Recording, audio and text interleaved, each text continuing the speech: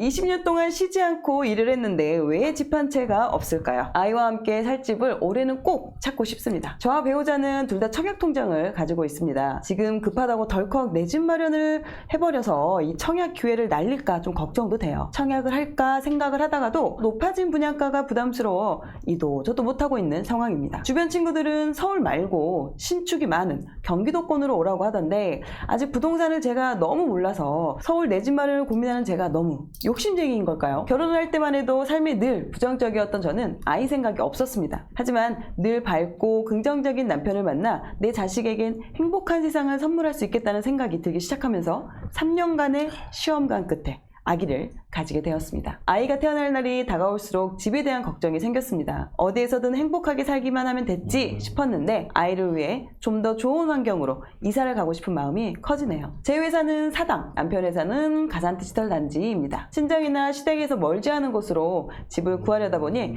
구로구 쪽에 내 집 마련을 해야겠다는 생각을 했어요. 내 집 마련 목적으로 부동산을 알아보고 있지만 시간이 지나 이왕이면 오를 수 있는 집을 매매하고 싶습니다. 따로 공부해 본 적이 없으니 막상 큰 결정을 내려야 할 지금 오히려 어디 지역을 가야 할지조차 고민을 하고 있습니다. 현재 고민하고 있는 7억 원 이하 아파트 리스트를 찾아봤습니다. 저희 부부가 부담되지 않는 선에서 잘 알아본 걸까요? 주변 친구들은 다 내 집 마련을 했는데 18년이나 일하면서 집 하나 마련 못한 제 자신이 너무 초라해요. 19살부터 한 번을 쉬지 않고 18년을 일을 했습니다. 신혼여행도 남들 해외여행 갈 때 제주도로 갔고요. 결혼 후엔 외식을 최대한 줄이고 매일 집밥을 먹으며 배우자와 알뜰살뜰 적금으로 돈을 모았습니다. 이 돈으로 똑똑하게 내 집 마련하고 싶어요. 곧 태어날 아이와 행복하게 살고 싶습니다. 앞으로 저희 부부 어떤 선택을 하면 좋을까요? 지금 토마토님의 가계부, 주식, 현금을 지금 가지고 계시는데요. 총 합쳐보면 한 2억 3천 정도, 2억 3, 4천 정도 되는 것 같습니다. 되겠네. 맞벌이로 소득 한 750만 원 정도 되시고요. 생활비로 한 250만 원 정도, 그리고 저축을 거의 한 480만 원, 거의 500 가까이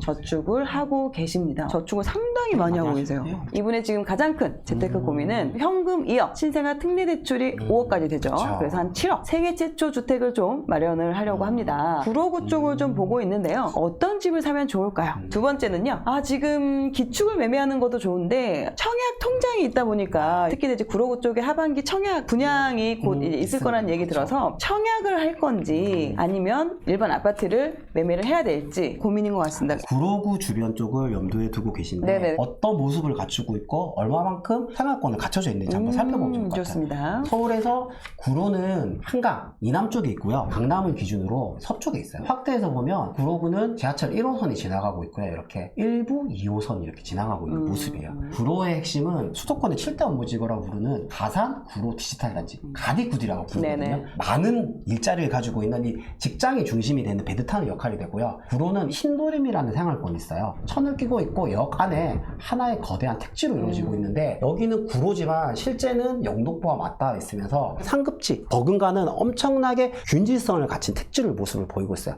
이렇게 반듯하게 아파트들이 거의 택지처럼 이렇게 돼 있고 좋은 상고까지도 옆에 인접하게 있는 곳이거든요. 그리고 이 신도림은 디큐브시티라는 주상복합 옆에 현대백화점까지 갖추고 있고 홈플러스 2호선 1호선 더블 역세권도 이용할 수 있는 곳이에요. 구로에서 가고 싶은 생활권 중에 하나인 거죠. 이 신도림 바로 밑으로 직장 바로 위에 있는 구로라는 곳이죠. 구로동이거든요. 여기가 구로의 이 디지털 단지들 옆에 위쪽에 있고 여기에 또 다른 택지의 모습을 갖추고 있어요. 여기는 가보면 같은 구축이지만 상대적으로 좀 균질성이 좀 떨어지고 그래서 가격대가 신도림보다는 좀 못한 모습을 보여요. 신도림 같은 데는 실제로 구축 24평 7억 중반에서 거의 9억 중반 10억 가까이 모습도 보이고 있어요. 그런데 이 구로는 5억에서 6억대의 모습을 보이고 있어요. 가격 차이가 많이 나죠. 그게 실질적인 수요의 모습, 사람들의 선호도의 모습을 보이고 있어요. 그리고 구로에서 많은 관심을 가지는 곳이 있어요. 이 1호선 개봉역을 중심으로 이런 택지가 형성이 돼 있거든요. 이 개봉 쪽에 이런 조그만 평형도 있지만 30평대와 같이 좋은 모습을 보이는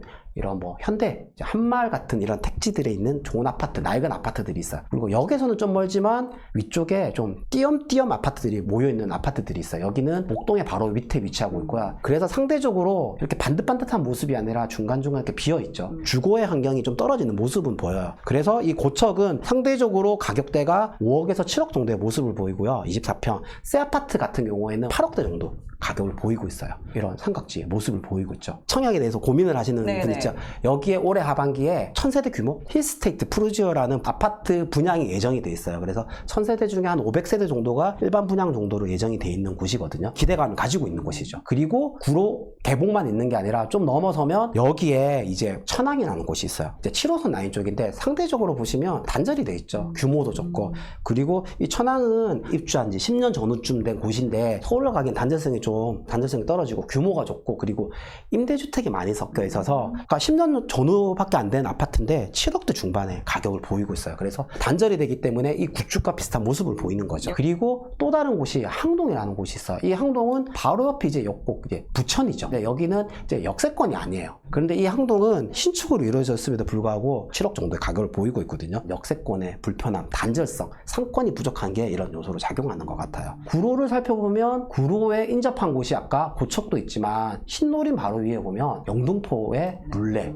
양평이라는 또 이런 또 다른 택지가 있거든요. 여기 보시면 바둑판처럼 반듯반듯하죠. 이 색깔들이 아파트거든요. 역에서는 좀 거리가 있지만 그래도 학교도 다 끼고 있고 그리고 구로 쪽에 접근성도 좋은데요. 7억 중반에서 8억 중반의 가격대 24평을 구축 아파트가 보이고 있거든요. 이렇게 구로는 전반적으로 7억대에서 9억대까지 가격을 보이는 신도림과 물레까지를 좀 확장해서 볼 수 있는 지역으로 볼 수 있습니다. 네, 여보세요? 네, 안녕하세요. 가장 큰 궁금증이 어떤 것이었죠? 구축으로 구로구 지역을 매매하는 것이 좋은지 아니면은 하반기에 나오는 뭐 고척 사구역이라던가 청약을 하는 것이 저희한테 더 유리할지. 결정을 못하고 좀 어려우실 거예요. 네. 그래서 실제로 저희가 사연 소개에는 말씀을 안 드렸는데 이제 몇 군데 청약 지역에 좀 염두에 고민하고 계신 지역을 보내주셨어요. 그 중에 아까 제가 그 지역 설명에서 구로 쪽에서 고척 쪽을 한번 설명을 드렸잖아요. 이 지역이 날짜는 안 나왔는데 일단 하반기에 분양 예정으로 일단 잡혀 있긴 해요. 최근에 그 공사비가 아마 400만 원대에서 700만 원대로 좀 증가하는데 여기 공사비 산정에 대해서 합의가 좀 이루어지면서 이제 분양이 좀 더 가시화되는 모습으로 보이고 있거든요. 좋은 브랜드 아파트 건설사가 붙으면서 추진을 하고 있고 거의 1000세대에 육박하는 대규모 단지가 들어와요. 비역세권이긴 하지만 워낙 위치적으로 사람들이 좋아하는 목동에도 가깝고 마을버스나 이런 또 다른 대중교통 수단으로 직장을 가기도 불편함이 없거든요. 그리고 또 분양가 자체도 공사비가 좀 올랐지만 7억대 중후반 정도의 가격대의 모습을 나오진 않았는데 예상을 하고 있는 모습이에요. 그래서 저는 일단은 어떻게 말씀드리고 싶냐면 청약이냐 구축 아파트냐 결정을 하기 전에 좋은 기회가 될 수 있기 때문에 하반기에 청약을 먼저 준비하면서 혹시 내가 이 청약이 이루어지지 않을 수도 있잖아요. 그쵸, 네. 구로 쪽이나 구로 주변에 있는 다른 생활권에 기축 아파트를 매수하는 것도 좋아 보이거든요. 첫 단계로 청약 준비를 하고 그 기간도 하반기까지라는 기간을 두는 거예요. 왜냐하면 고척 사구역이 공사비도 어느 정도 합의가 되고 이루어졌지만 갑자기 어떤 특별한 변수로 상반기나 이렇게 넘어갈 수도 있잖아요. 마냥 기다리는 건 안 되는 거거든요. 내가 이제 할 수 있는 기존에 가지고 있는 돈과 대출을 받아서 기존의 기축 아파트를 매매하는 걸 볼 수 있는 거예요. 기축 아파트를 살려고 했을 때 대출 감당 가능한 범위를 계산을 해보는 게 필요하다고 했거든요. 그러면 지금 두 분의 저축액이 일시적인 구간에 아이가 출산을 하면 육아이직도 하시고 저축액이 거의 절반 정도로 줄어들게 되잖아요. 제가 거기까지 염두에 대서 더 보수적으로 보고 했을 때 방금 고민하고 계신 신생아 특례 대출의 한도인 5억까지는 무리가 안 된다고 보이거든요. 그래서 7억에서 7억대 중반까지 가격대를 보셔도 괜찮아요. 저는. 그래서 아마 그 리스트들 보셨는데 저는 좀 더 어떤 부분을 말씀드리면 좋냐면 개봉 쪽이나 이 주변이 좋은 택지고 거주하기 좋은 곳은 맞지만 지역의 구로구를 말씀드릴 때 제일 먼저 말씀드렸던 좋은 지역들이 있었죠. 신도림이라든지 그리고 그 인접한 주변에 뭐 영등포의 일부 택지들 있잖아요. 예. 이런 쪽도 충분히 감당 가능한 범위의 아파트들이 있는 거예요. 물레 쪽은 단지가 조금 작은 단지들이 네. 있는데 그런 것도 크게 상관이 없는 네, 건가요? 그러니까 세대수가 적으면 사람들의 수요가 적고 황금성이 떨어진다고 얘기를 하잖아요. 네. 근데 너무 적은 세대수, 뭐 100세대 이런 건 하면 안 되겠죠. 그런데 세대수가 200세대 넘어가고 300세대에 육박하고 주변이 아파트로진 주거지 택지 형태, 밀집도를 가지고 있다고 하면 수요가 풍부하거든요. 그리고 거기에 과거의 가격도 수요를 반영할 만큼 높았고 그래서 영등포의 일부 그리고 신도림 쪽도 방금 말씀하신 그런 조건들의 아파트가 충분히 내가 감당 가능한 범위에서 모습을 보이고 있어요. 더 살 수 있는 이런 것도 되는 거거든요. 우리가 보통 여기가 될까 좋을까 아니면 어떨까 그런 기준을 많이 생각하시는데 실제로는 내가 보지 못하는 곳에 더 좋은 곳들도 숨겨져 있고 그런 지역들을 살펴봤을 때 내가 여기도 살 수 있었구나라는 걸 나중에 느끼게 될 거예요. 거기를 좀 더 살펴보시면서 미리 한 번 더 체크를 하시면서 준비를 해두시고 그 과정에서 청약 준비를 하되 청약 준비를 하면서 가만히 있는 게 아니라 그 부분들을 준비하고 있는 모습이 정말 중요한 거예요. 신도림이나 물레가 너무 좋다고 생각했는데 저희가 가진 돈이나 이런 걸로는 좀 부담스럽지 않을까 또 그렇게 생각해서 그쪽 지역은 이제 임장이나 이러는 거는 가보질 못했었거든요. 네, 또 먼저 일단은 청약을 준비하면서 이제 아이 낳기 전에 신도림이나 물레 쪽으로 한번 임장을 좀 다녀보면 너무 도움이 될 것 같습니다. 실제로 저 같은 경우도 그 내 집을 매수를 할 때 더 좋은 걸 살 수가 있었거든요. 근데도 그냥 내가 익숙한 지역, 내가 그냥 회사와 그냥 가까운데, 그 전에 살았던데, 이런 곳 안에서만 찾다 보니까 오히려 좋은 선택을 못 했었습니다. 그 여러 지역을 보지 못하더라도 일단은 뭐 구로구 전체는 볼 수가 있고, 또 구로구에 좀 더 가까운 뭐 양천구, 그리고 뭐 동작구까지도 볼 수도 있는 이런 부분이 있기 때문에 최대한 좀 라운드를 펼쳐서, 범위를 좀 더 펼쳐가지고 보시면은 오히려 내가 생각하지도 못했던 지역에 내가 내 돈으로 살 수 있는 단지들이 종종 나옵니다. 그래서 잠깐 하나 추천을 드리자면 저희 월브 스터디가 있을 거예요. 맞아. 네. 2주 네, 뒤에? 한 2주 뒤에 네. 1,000원으로 제가 알고 1,000원 으로, 있거든요. 네. 그 너바나님께서 하는 그 월브 스터디라는 그 강의인데요. 그거 한번 또 참고하셔가지고 네. 들어보시면 아주 또 좋지 않을까 생각이 듭니다.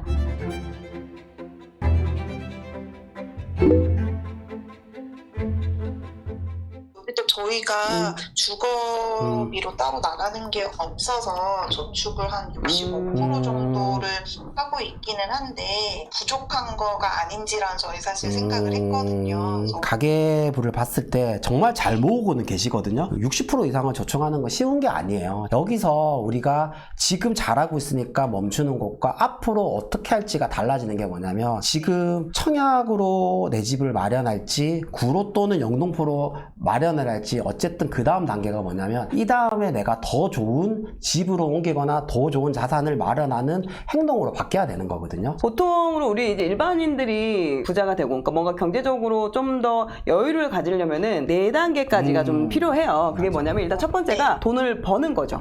많은 직장인들이 그래도 이 1단계까지는 합니다. 직장을 다니면 이제 월급을 받으니까. 2단계가 돈을 모으는 단계예요. 정말 힘들어요. 이 모은다까지도 할 것 같죠. 많은 분들이 생각보다 이 번다에서 모은다로 넘어가는 사람들이 그렇게 많지도 않습니다.